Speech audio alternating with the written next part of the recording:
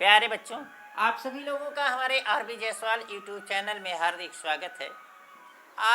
आज के इस वीडियो में आप लोगों को कक्षा 8 गणित मंथन के इकाई 3 घनमूल, जिसके की अभ्यास 3C के पार्ट 5 हम पढ़ेंगे।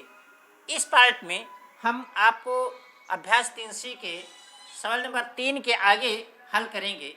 इससे पहले कि सवाल नंबर 1 और 2 को हमने 4 वीडियोज में आप लोगों को सामने पेश किया है, और इस वीडियो का लिंक आपके इस वीडियो के डिस्क्रिप्शन बॉक्स में मिल जाएगा, जिसे आप क्लिक करके इस पूरे अभ्यास को आप हल कर सकते हैं। इसके पहले वाले सारे सवाल को आप हल कर सकते हैं। इससे पहले कि अगर आप लोग हमारे YouTube चैनल पर नए हैं, सब्सक्राइब नहीं किए हैं, तो सब्सक्राइब कर लीजिए और बेल आइकन को भी दबा लीजिए, जिससे आने वाले वीडियो का नोटिफिकेशन आपको मिलता रहे। तो आइए अब हम देखते हैं सवाल नंबर 3 कैसे हल किया जाएगा।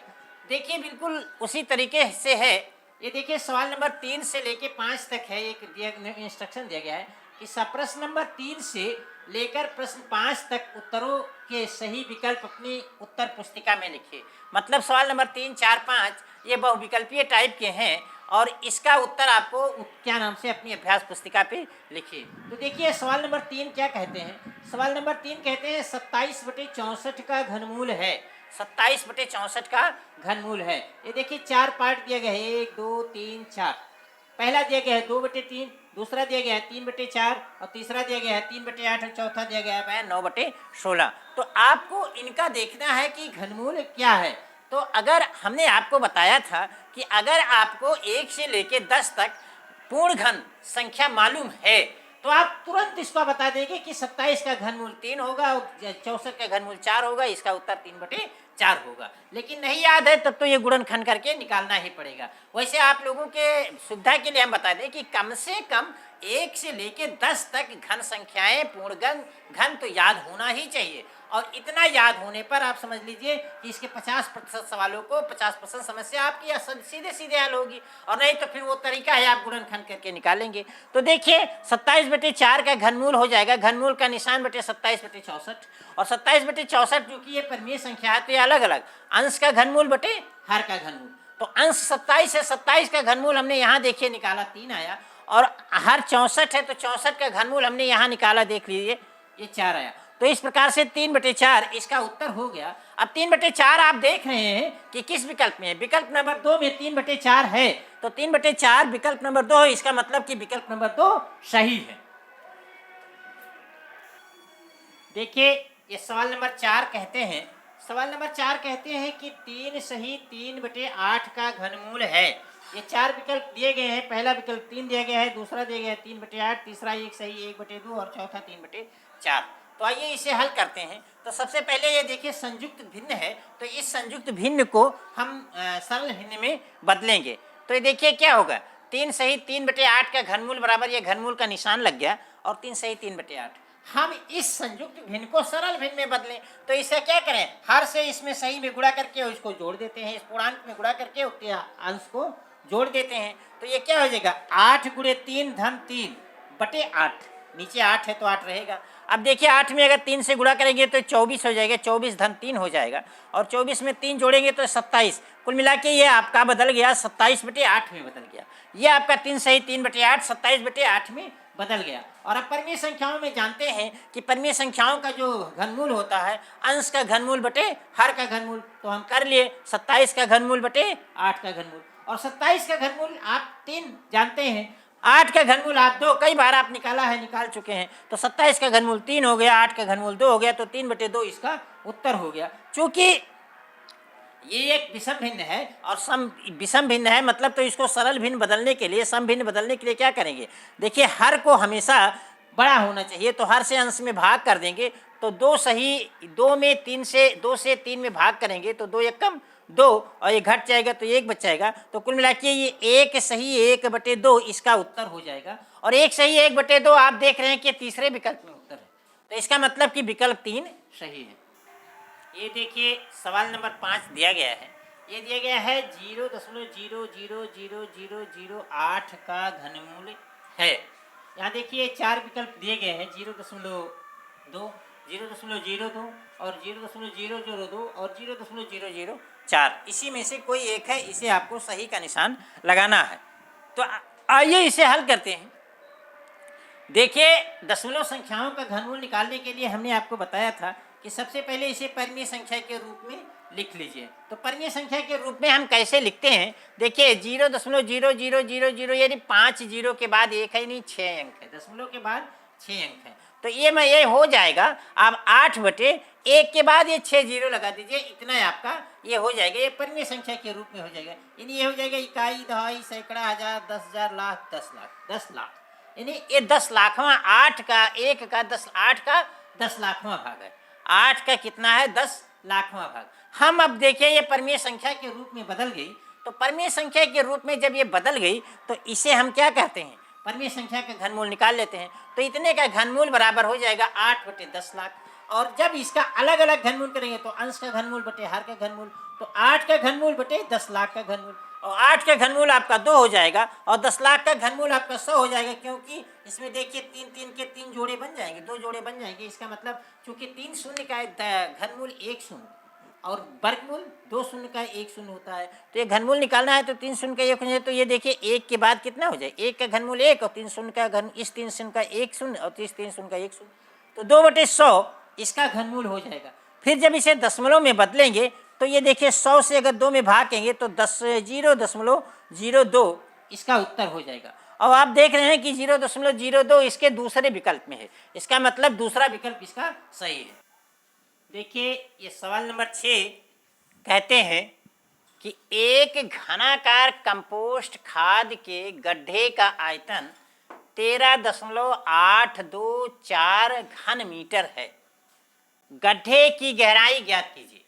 एक घनाकार गड्ढा है, घनाकार मतलब कि लंबाई, चौड़ाई और गहराई जिसकी बराबर होती है वो घनाकार होता है। तो एक घनाकार गड्ढा इस प्रकार से है कि इसकी लंबाई भी बराबर है, चौड़ाई भी बराबर है और गहराई बराबर है, और उसका आयतन इन्होंने दिया गया है इसमें कि 13.824 घन मीटर है।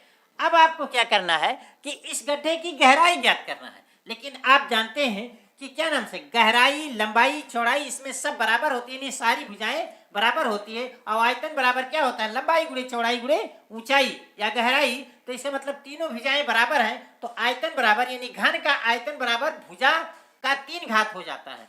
और जब हमें एक भुजा निकालनी होगी तो हम उसका घनमूल निकाल लेंगे। तो इस प्रकार से इसका गड्ढे की गहराई बराबर क्या हो जाएगी? यही जो आयतन दिया गया है 13.824 का घनमूल, और यही घनमूल निकाल लीजिए और आपका जो होगा वही आपका क्या हो जाएगा? उत्तर हो जाएगा। तो देखिए 13.824 का घनमूल अब देखिए इसका अगर घनमूल निकालेंगे तो ये दशमलव संख्या है, तो दशमलव संख्या है तो सबसे पहले इसे हम परिमेय संख्या में बदलेंगे। तो ये हो जाएगा कि 13,824/1000, 13,824 बटे कितना हो जाएगा? 1000 हो जाएगा। अब इसका जब घनमूल निकालेंगे तो ये अंश आपका 13,824 का घनमूल और बटे हर यानी 1000 का घनमूल आपका हो जाएगा। तो चलिए 13,824 का घनमूल हम निकाल लेते हैं। और 1000 का घनमूल कितना? 10 होता है, वो तो आप जानते ही है और आप निकाल भी सकते हैं, कई बार इसे निकाला गया है। तो चलिए 13,824 का घनमूल हम यहाँ निकालते हैं। इसका सरल गुणनखंड करते हैं, अभाज्य गुणनखंड करते हैं, और गुणनखंड करने के बाद में देखिए इसका क्या नाम से कैसे घनमूल कितना होता है। देखिए 13,824 है, इसे सबसे पहले सबसे छोटी संख्या हम 2 से डिवाइड, देखिए हो रहा है तो 2 से डिवाइड कर रहे हैं। 2 से डिवाइड करने पर देखिए 6,912 मिल जाता है। फिर पुनः 2 से डिवाइड करते हैं तो ये 3,456 हो जाता है, और 3,456 को 2 से डिवाइड करते हैं तो 1,728 हो जाता है, और 1,728 पुनः 2 से डिवाइड हो रहा है। तो 2 से डिवाइड हो रहा है तो कर रहे हैं तो 864 हो जाता है। अब 864 को 2 से भाग करने पर 432 हो जाता है, पुनः 432 को 2 से भाग करने पर 216 हो जाता है, 216 को 2 से भाग करने पर 108 हो जाता है, और 108 को 2 से भाग करने पर 54 हो जाता है, और 54 को 2 से भाग करने पर 27 हो जाता है। अब देखिए 27 2 से भाग नहीं हो रहा है, तो 27 नहीं हो रहा तो हम 3 से कर लेंगे। 3 से हो रहा है तो 3 से भाग करते हैं तो 9 आता है, और 9 को 3 से भाग करते हैं तो 3, और 3 को 3 से भाग करते हैं तो 1। तो इस प्रकार से इसके हमें यह सरल गुणनखंड मिल गए, अभाज्य गुणनखंड मिल गए। अब हम इनका त्रिक बनाते हैं, समूह बनाते हैं, यानी 3 के समूह को हम त्रिक कहते हैं। तो चलिए त्रिक बनाए। तो आप देख रहे हैं कि 3 का एक समूह यहाँ बन गया, 3 का एक समूह और बन गया, ओ सॉरी, 2 का एक समूह ये बना और 2 का एक समूह ये बना और 2 का एक त्रिक ये बना, मतलब 2 का 3 त्रिक बन गए और 3 का एक त्रिक बन गया। तो इसका घनमूल बराबर क्या हो जाएगा? प्रत्येक त्रिक से हम एक एक संख्या लेके गुणा कर देते हैं, तो 13,824 का घनमूल बराबर हो जाएगा। इस त्रिक से हमने 2 लिया गुणे इस त्रिक से, दूसरे त्रिक से हमने 2 लिया गुणे 2, फिर तीसरे त्रिक से 2 लिया और फिर इसके बाद अंतिम चौथे त्रिक से 3 लिया, और इन सभी का जब गुणा किया तो 2 दूनी 4 दूनी 8 त्रिक 24, यानी 13,824 का घनमूल आपको कितना मिल गया? 24। और 1000 का घनमूल आपको 10 मिल गया, तो 24/10 मीटर इसका उत्तर हो गया। और अगर हम 10 से इसमें भाग कर दें तो 2.4 मीटर, यानी गड्ढे की गहराई कितनी हो गई? 2.4 मीटर हो गई, और यही आपका उत्तर होगा। देखिए ये सवाल नंबर 7 दिया गया है कि एक घनाकार बक्से का आयतन 8000 घन सेंटीमीटर है, इसकी एक भुजा ज्ञात कीजिए।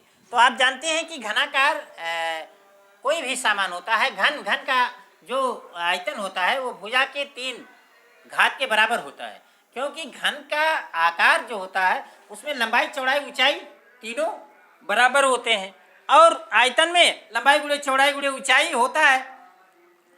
तो इसलिए कि घन का आयतन जो होता है वो भुजा पर 3 घात के बराबर होता है। अब भुजा के 3 घात के बराबर होता है, तो अगर हम भुजा निकालेंगे तो आयतन के घनमूल के बराबर उसकी एक भुजा हो जाएगी। तो देखिए घन का आयतन बराबर भुजा पर 3 घात, और भुजा बराबर क्या हो जाएगा? जस्ट इसका उल्टा हो जाएगा, आयतन का घनमूल। तो आयतन का घनमूल, और आयतन आपका दिया गया है कितना? 8000, तो 8000 का घनमूल। अब 8000 का घनमूल आप यहाँ से निकाल लीजिए। देखिए 8000 का हम सबसे पहले इसका अभाज्य गुणनखंड करते हैं, तो देखिए सबसे पहले 2 से काटते हैं तो 8000 को तो 4000 होता है, 4000 को 2 से अगर डिवाइड करते हैं तो 2000 मिल जाता है, और 2000 को 2 से डिवाइड करते हैं तो 1000 मिल जाता है, और 1000 पुनः 2 से डिवाइड हो रहा है 500 मिल रहा है, और 500 2 से डिवाइड हो रहा है 250 मिल रहा है, और 250 को 200 डिवाइड करने पे 125 मिलता है, और 125 को 5, अब देखिए 200 डिवाइड नहीं हो रहा है तो अब 5 से कर ले रहे हैं, 5 से करने पर 25 मिलता है, और 25 को 5 से करने पर 5 मिलता है, और 5 को 5 से करने पर 1 मिल जाता है। इस प्रकार से इसके अभाज्य गुणनखंड ये हो गए कि 6 बार गुणे 2 का गुणा और 3 बार 5 का गुणा। हम अब इनका त्रिक बनाते हैं, तो देखिए एक त्रिक यहाँ 2 का बन गया, एक त्रिक यहाँ 2 का बन गया, और एक त्रिक ये 5 का बन गया। तो इस प्रकार से 8000 का घनमूल कितना हो जाएगा? इस त्रिक से हमने 1 2 ले लिया, गुणे दूसरे त्रिक से हमने दूसरा 2 लिया, गुणे तीसरे त्रिक से हमने 5 है, तीसरा त्रिक 5 का है तो 5 ले लिया। तो इसका मतलब 2 गुणे 2 गुणे 5, यानी 2 दूनी 4 पंचे 20। इसका मतलब कि 8000 का घनमूल आपको 20 मिल गया, और यही 20 सेंटीमीटर आपके इस बक्से का क्या हो गया? लंबाई हो गई, एक भुजा हो गई। यही 20 सेंटीमीटर इस बक्से की भुजा हो गई। और इसी के साथ ये कक्षा 8 का ये अभ्यास 3C समाप्त होता है, जिसे कि हमने 5 पार्टों में हल किया है, और इस 5वें पार्ट में डिस्क्रिप्शन बॉक्स में आपके शेष पार्टों के लिंक मिल जाएंगे, जिसे आप क्लिक करके इस पूरे अभ्यास को हल कर सकते हैं। इसी के साथ हम आपके साथ अगले वीडियो में अगले अभ्यास यानी 3D के सवालों के साथ मिलेंगे। तब तक के लिए धन्यवाद।